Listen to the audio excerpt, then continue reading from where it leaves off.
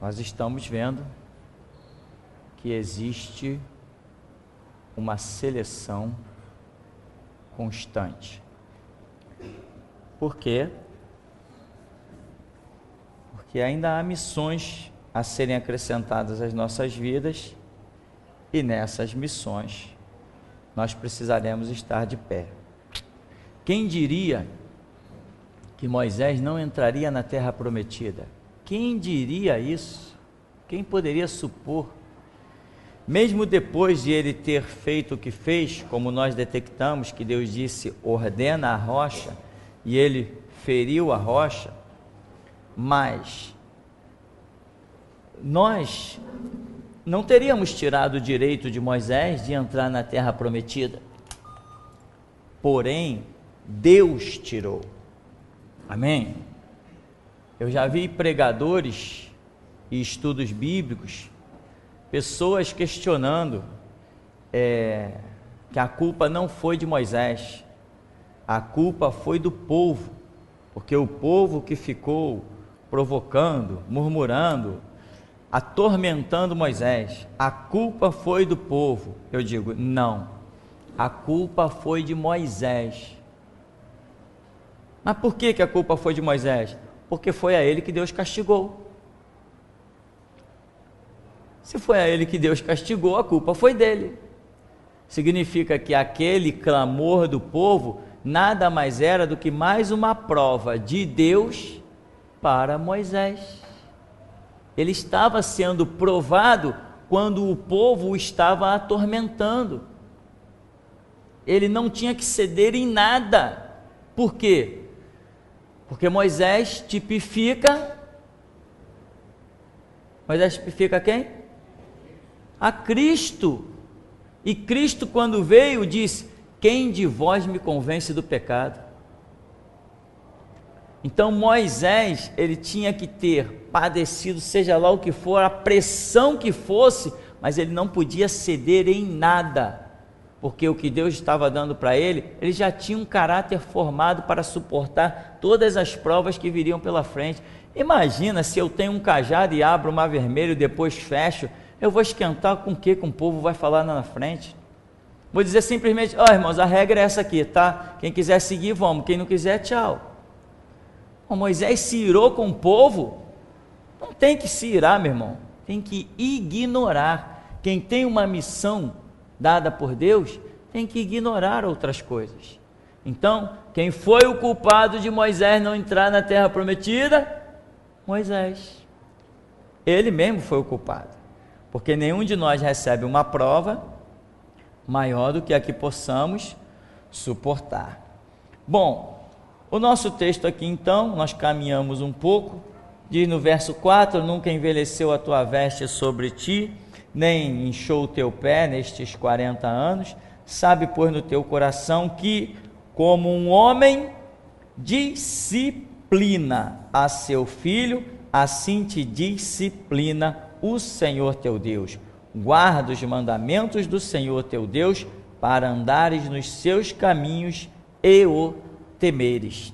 Então, o projeto de Deus, com todas as provas, com todas as lutas, com todas as dificuldades, é esse, dar a disciplina ao homem de que ele ande nos caminhos do Senhor. E isso, assim como Moisés teve muitas provas, ir diante de Faraó foi uma prova.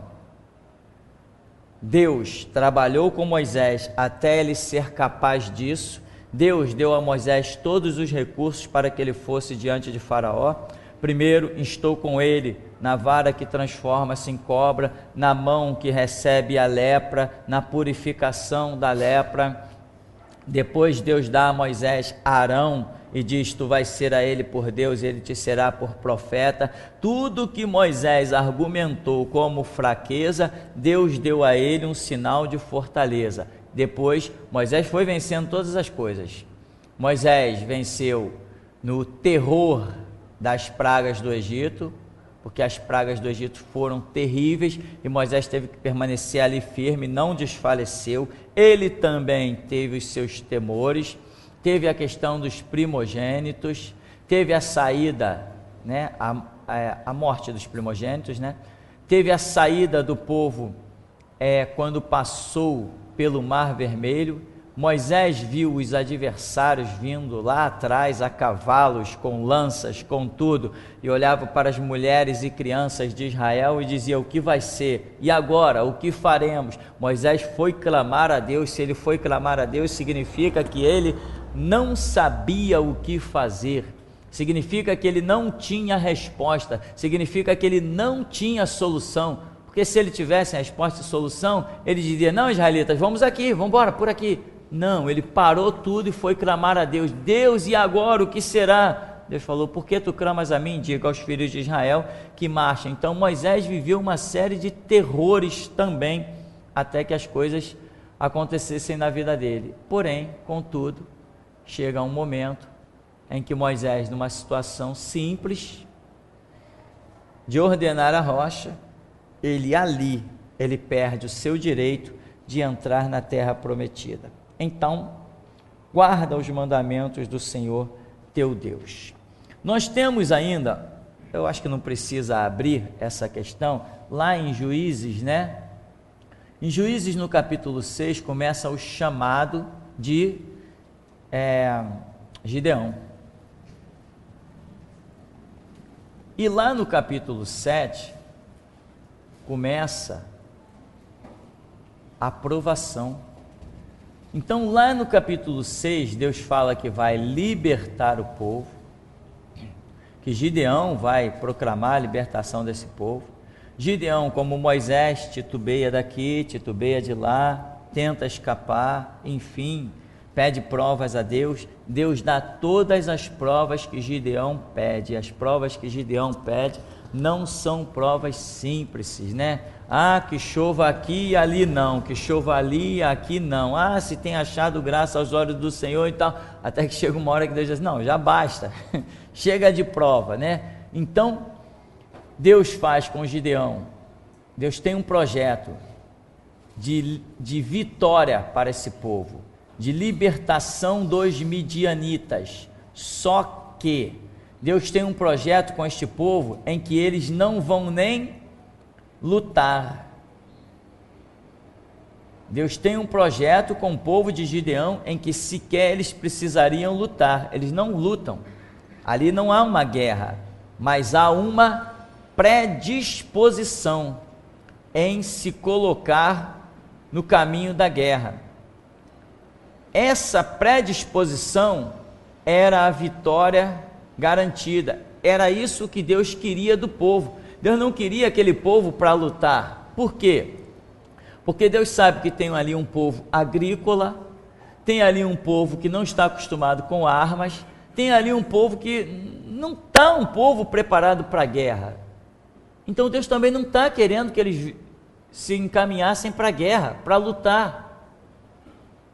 Entende, irmão? Tem gente que: eu tenho que encarar Golias, mas eu não sei lutar. Deus não quer que tu lute. Deus derruba o Golias, mas Deus quer que você vá lá, só isso. A sua fé consiste em se apresentar. A vitória quem dá é Deus. Toda vitória vem de Deus, mas a nossa fé faz com que nós nos posicionemos aonde Deus quer, para contemplarmos a vitória do Senhor. Então, Deus tem uma vitória para esse povo, no tempo de Gideão, em que esse povo não vai precisar lutar, mas mesmo assim, Deus quer mostrar a que tipo de povo Deus vai dar a vitória. Já que eu tenho um plano, meu povo não vai nem precisar lutar. Gideão, reúne o povo, leva todo mundo para o vale tal. Pronto, quando meu povo chega lá, eles vão só recolher os despojos, que eu já matei os inimigos. Mas não é isso que Deus quer. Deus quer mostrar para que tipo de povo Ele trabalha. Como diz Isaías, né, 64:4, desde a antiguidade não se ouviu, nem com os ouvidos se percebeu, nem com os olhos se viu, um Deus além de ti, que trabalha para aquele que nele espera. Nele espera significa, nele tem esperança. Quem tem esperança tem fé. Quem tem fé tem confiança. Então, Deus poderia dizer: Gideão, reúne todo mundo no vale tal. Quando chegassem lá, caramba, cadê os inimigos? Está tudo morto. Não, mas Deus não levou todo mundo para esse vale. Deus levou apenas 300 homens. Mas qual foi a seleção inicial? Gideão reuniu 32 mil homens, que corresponde a 100% do exército de Gideão. Deus escolheu apenas 300 homens, que corresponde a um percentual X. Se você fizer essa regrinha aqui, né, você vai achar que esse percentual escolhido por Deus, correspondente aos 300 homens, ele chega a zero, não chega nem a 1%, chega a 0,93%. Ou seja, arredondando, vamos dizer que tenha sido 1%, arredondando, seria em 500 homens, Deus escolheu 5. Em 100 homens, Deus escolheu 1. Amém? Na verdade, que em 100 homens escolheu menos de 1, porque não é 1%, é 0,93%. Precisaria de mais ou menos uns 110, 115 homens para chegar a 1%. Ou seja, em cada 100 homens, Deus não escolheu 1, mas vamos arredondar. Em cada 100 homens, Deus escolheu 1. Em cada 100 homens, Deus escolheu 1. Em 32 mil homens, Deus escolheu 300. Irmão, é uma seleção absurda. Você tem ideia do que são 32 mil homens? Se nós colocássemos esses homens de mãos dadas, não muito distante um do outro, com as mãos próximas um do outro, nós faríamos, daqui na central do Brasil, nós faríamos fila, 35 mil filas. Nós faríamos 35 mil filas de homens daqui na central, de mãos dadas. É homem demais, é gente demais. Aí Deus vem e pega dessas filas todas, Deus escolhe só de 35 mil filas, Deus escolhe nenhuma fila. Ele não escolheu nenhuma fila. É um percentual absurdo. Qual é o projeto aqui? O projeto é libertação, recolher os despojos, não é nem guerrear, é recolher os despojos e de certa forma, até enriquecer, porque as coisas que eram colhidas nos despojos de um exército que vai para a guerra, irmão, era muita coisa. Ali se recolhiam capas caríssimas, ali se recolhiam tendas de reis caríssimas, se recolhiam braceletes de prata, cinturões de ouro, escudos de bronze, espadas de ferro fundido, que para a época era bem caro, tanto era caro que quem dominava a era do metal, o ferro, eram os grandes exércitos. Quando um exército entrava numa cidade para conquistar, qual era a primeira pergunta deles? Cadê o ferreiro? Você é o ferreiro? Cadê tua família? Tu é meu convidado na minha corte, tu não vai mais trabalhar como ferreiro não, tu trabalha, tu não vai trabalhar mais, eu vou te sustentar, mas tu não mete mais a mão em fogo para fazer ferro, porque quem fazia o ferro tinha arma para o exército, era só o que se tinha na época. Então quando se chegava num despojo para recolher as coisas do exército que tinha sido morto, vamos assim traduzir para os dias de hoje, eram milhões de dólares, para a época então conhecida. Então ali, Deus está separando um povo para enriquecer, Deus está separando um povo para viver uma experiência do poder dele tremenda. Deus está separando um povo para que quando voltasse dessa guerra, teriam nomes e renomes, teriam experiências para contar do mover que sentiu do Espírito, do impacto, das visões e dos sonhos e tudo mais, de coisas inacreditáveis. Lembra que 2 espias foram no arraial do inimigo? E quando eles chegaram lá, eles ouviram os midianitas contando, um contando o sonho para o seu companheiro. Aí diz assim, eu sonhei isso e aquilo outro. Aí o outro falou assim, caramba, esse aí não é senão a espada de Gideão. Aí eles voltaram cheios de fé. Imagina, esses 300 depois voltaram para o meio de Israel e contaram as suas experiências. Isso é o que está escrito. Imagina o que não está escrito diante de um episódio desse. Deus não chama qualquer um para ter grandes experiências. Deus não chama qualquer um para ter um impacto com as coisas espirituais. Não é qualquer um. Eu sei que muita gente diria assim, poxa pastor, qual é a fórmula? Quem é esse logo que Deus chama? Dá para falar? Dá para falar. Se você ainda não leu, eu falo. Mas se você já leu a história de Gideão, você já sabe. Vamos analisar então quem Deus chama? Vamos ver quem Deus chama. Deus chamou 32 mil e escolheu 300. 0,93. Misericórdia. Como que eu posso lutar para estar entre 0,93? Como que eu vou lutar para estar dentro de um percentual de 0,93, em que a cada 100 homens, nenhum não está sendo escolhido? Eu fico imaginando quantos 100 já não passaram por aqui nesses 14 anos. Quantos 100 já não passaram por aqui? E alguns sustentam 6 anos, outros 10 anos, outros 12 anos e caem. Mas tem alguém que vai chegar lá no final, não vai? Tem alguém que vai chegar. Quem será? Não sei, será que eu vou chegar? Todos nós estamos em luta e prova. Então vamos lá, Deus escolheu 300, mas como que Deus selecionou esses 300? Qual foi a primeira seleção?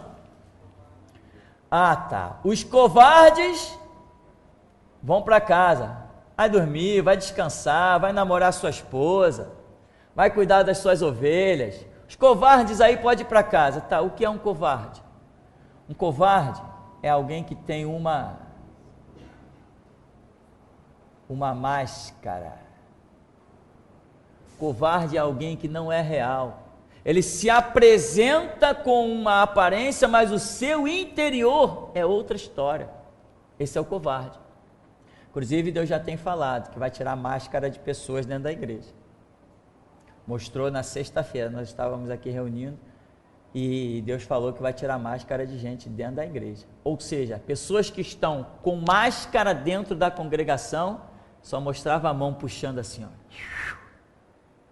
Agora Deus vai mostrar a realidade, né? Deus vai mostrar a realidade. Pessoas que estão usando máscara aqui dentro. Irmão, quando eu olho para uma pessoa, eu vejo ela com a máscara. Mas quando Jesus olha, não vê máscara. Jesus não enxerga a máscara. Ele olha o coração. Não importa a máscara que eu tenha, porque Ele não está olhando para a minha cara. Ele não me amou pela minha cara, Ele me amou pela minha alma. E Ele olha lá dentro da minha alma, se está deturpada ou não. Então essa é a realidade. Deus vai começar a tirar máscara. Algumas coisas vão começar a acontecer aqui no ministério, porque máscaras vão ser arrancadas. E mostrava a mãozinha só puxando assim, ó. É engraçado as coisas. Então, irmão, um covarde é alguém que tem máscara. É alguém que não está vivendo a realidade. Gideão chegou, vamos para a guerra.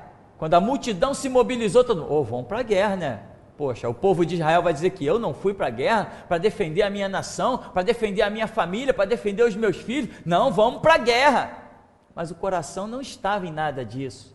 Quando Deus diz assim, Gideão, tem gente demais nisso aí, não vão fazer nenhuma prova, só diz o seguinte, os covardes podem voltar para casa. Caramba, de 32 mil sobrou quantos? 10 mil.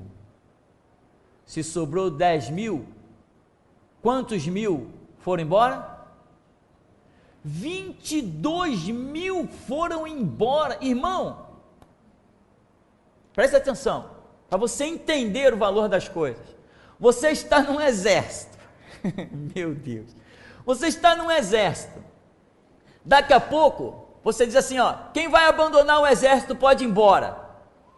você vê um movimento de 22 mil pessoas, aquela coisa horrível, 22 mil pessoas de um lado para o outro, pegando suas coisas, indo embora, jovens, velhos, crianças naquela época com 15, 16 anos já estavam indo para a guerra. Você vê aquele movimento incrível, você olha, caramba, está todo mundo indo embora. Não, mas eu não vou, eu vou ficar aqui. Você acha que vai ficar sozinho? Um movimento de 22 mil pessoas. Quantos cabem no Maracanã? 70 mil? Isso daria quantos Maracanãs? Hã? Não.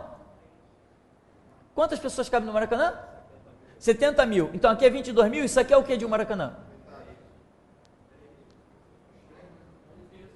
Um terço.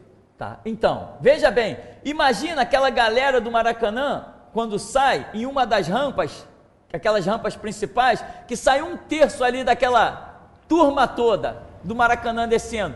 Quando eu estou passando ali de carro, eu olho, eu digo, caramba, que multidão, e não é todo, 22 mil pessoas, irmão, é muita gente. Tá, foram embora os covardes foram para casa, sobrou 10 mil, Deus diz para Gideão, Gideão, ainda tem gente demais aí. Aí Gideão, não é possível. A fé de Gideão também está sendo abalada, irmão, está sendo provada, e os 300 que estão lá no meio, também estão sendo provados. Aí, ó, tem água ali, o povo está com sede, não está? Manda o povo beber água. Deus, o Senhor vai provar eles como? Não, manda eles beber água. Quando o primeiro foi lá, Gideão falou assim, Deus falou assim, Gideão, aquele que pegar a água e trouxer a boca e permanecer vigilante com o espírito da guerra, esse tu põe de lado. Mas aquele que chegar e esquecer que está em guerra, que largar de mão o espírito da guerra, que baixar ali, meter a boca na água e não está nem vendo nada à sua volta, está preocupado só com a sua sede, esse tu vai colocar do outro lado. Aí começou, o povo foi descendo e Gideão foi olhando.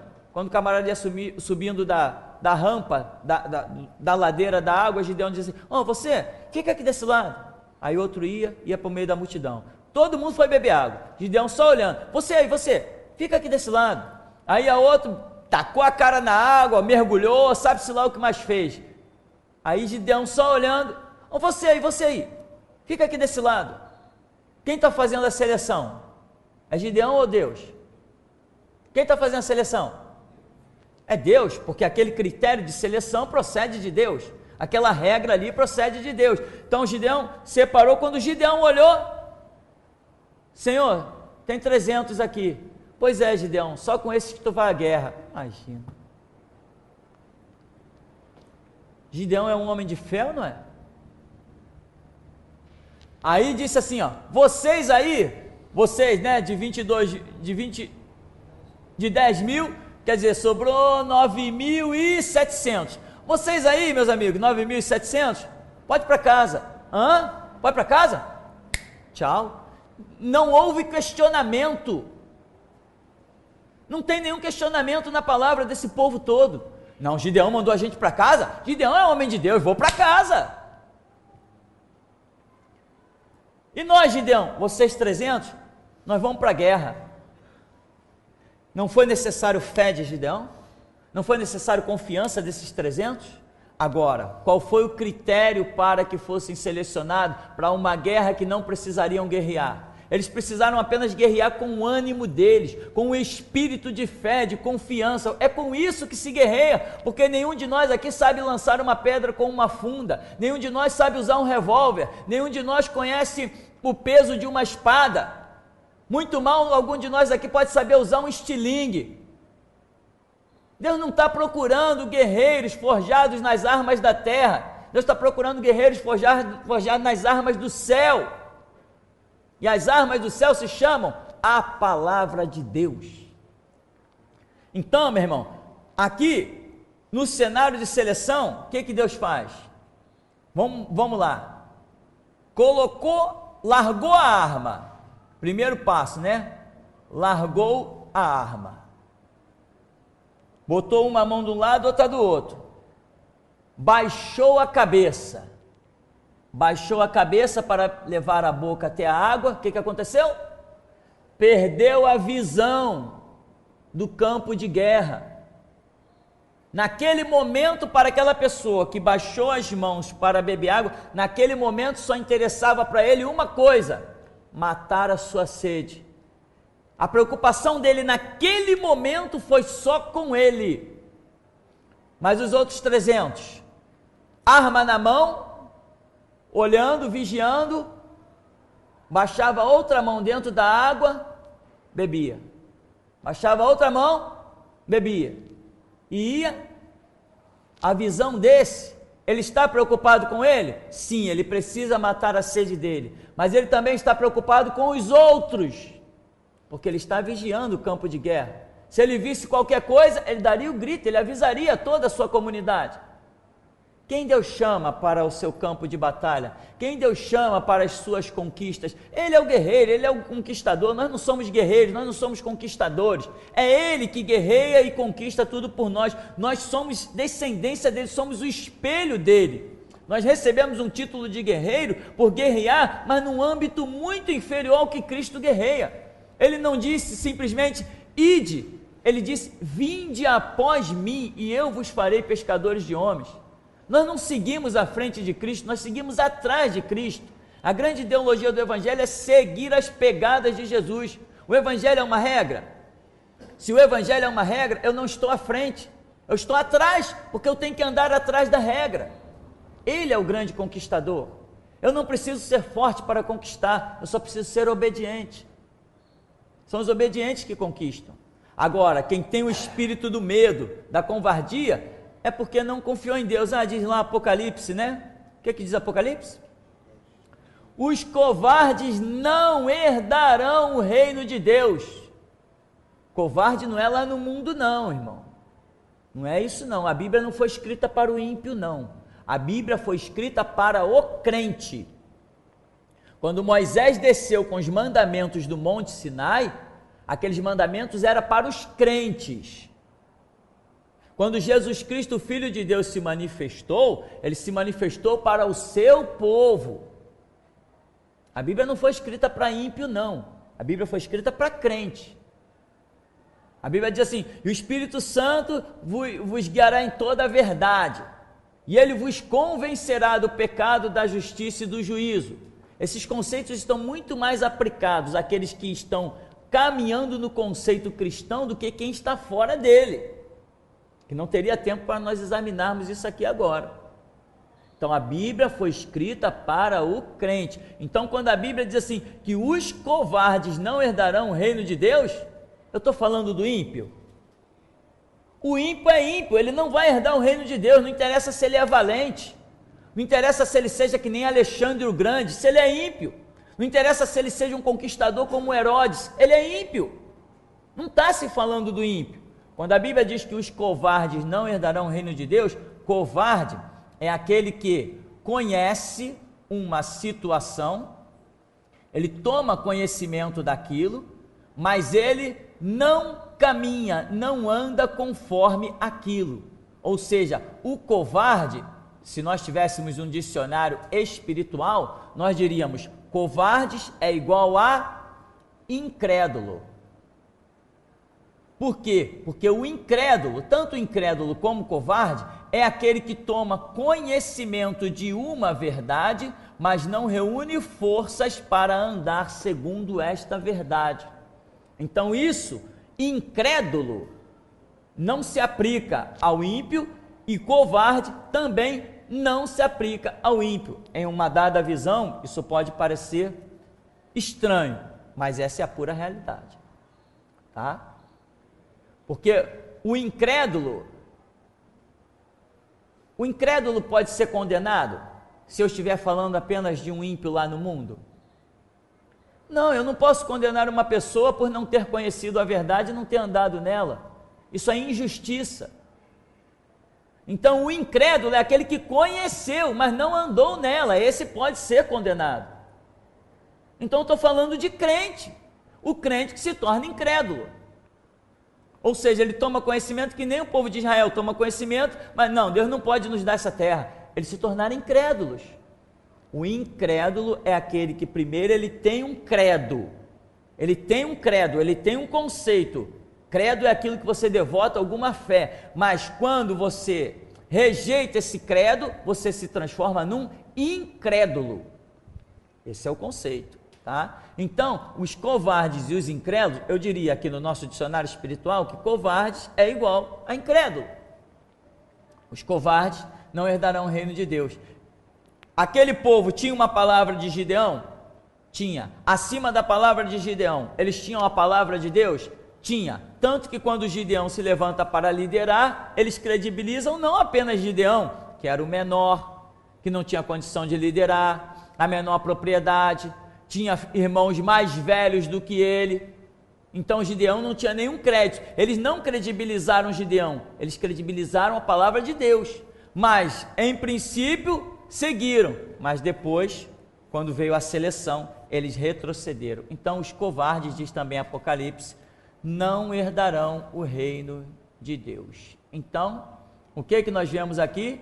Vimos lá no tempo de Moisés, estamos vendo aqui, bons anos depois, no tempo de Gideão, e trazendo para os nossos dias hoje. Você acha que o que se aplicou com Moisés, o que se aplicou com Gideão, vale para os dias de hoje? Você acha que aquilo ali é uma realidade ou não é uma realidade? Está valendo hoje exatamente como está escrito naquele tempo ou não? Deus ainda disciplina? Deus ainda corrige? Deus ainda expulsa os covardes? Deus ainda rejeita os incrédulos? Deus ainda rejeita os murmuradores? Deus aceita os que têm o espírito da guerra, os que não se distraem, porque tem muita gente que se distrai. Ontem as crianças, pai, vamos lá no horto. Você sabe onde é o horto? Logo aqui é 10 minutos de carro, 10 minutos você chega ali no horto, ali perto da Lagoa Rodrigo de Freitas, tem uns lugarzinhos ali, umas cachoeiras, tal, as crianças, pai, vamos lá, vamos. Enquanto nós íamos andando, tem uma parte, resolveram escalar, irmão, me levaram para escalar, irmão, imagina. Aí, subindo assim, eu olhei e vinha um homem atrás, e a minha esposa também viu esse homem. Aí nós subimos um barranquinho, daqui a pouco a minha esposa olhou para trás e falou assim, cadê o homem? Eu falei, ué, cadê ele? Sumiu. Falei, caramba, como que ele sumiu tão rápido? Sumiu ali no meio do nada, naqueles caminhos. Falei, caramba, tá. Para não ficar dúvida, nós continuamos caminhando. Daqui a pouco minha esposa disse assim, lá, vinha andando agora e sumiu. Tinha um anjo ali atrás da gente, acompanhando com a gente. Em tudo que é canto que você vai, você tem que estar ligado no espiritual. Pode estar se divertindo, pode estar brincando, porque isso também faz parte da vida, divertimento faz parte da vida, esporte, praticar esporte, se exercitar, isso faz parte da vida. Bobo é quem não faz isso, vai ficar aí pançudo, barrigudo, vai ficar... caiu a caneta no chão, não consegue, vai ter que pedir alguém, pega a caneta aí para mim que eu não posso me abaixar, a coluna toda torta. Tem que se exercitar mesmo, tem que se divertir, faz parte da vida. Agora, mesmo assim, não esqueça do espiritual, isso tem que ser uma constante. Divertimentos são esporádicos, mas o espiritual é constante nas nossas vidas. Amém, irmão? Então, aqueles que foram aceitos, os 300, foi porque o espírito da guerra estava constantemente na vida deles. Se tornaria muito difícil que eles se desviassem, porque eles estão nutrindo dentro de si um espírito de guerra. Segurar a arma numa mão e com a outra pegar a água, mas sem baixar a cabeça, porque o espírito da guerra está neles. E esse é o retrato do cristianismo. Muitos que não têm o espírito da guerra, não, martírio é para aquele tempo, não, o mundo hoje é bonzinho, todo mundo bate palma para o crente, Entendeu? Não, a sociedade mudou. Esse já perdeu o espírito da guerra. Quem perdeu o espírito da guerra, perdeu a sua vida espiritual. Amém? Tem algumas perguntas aí para nós encerrarmos?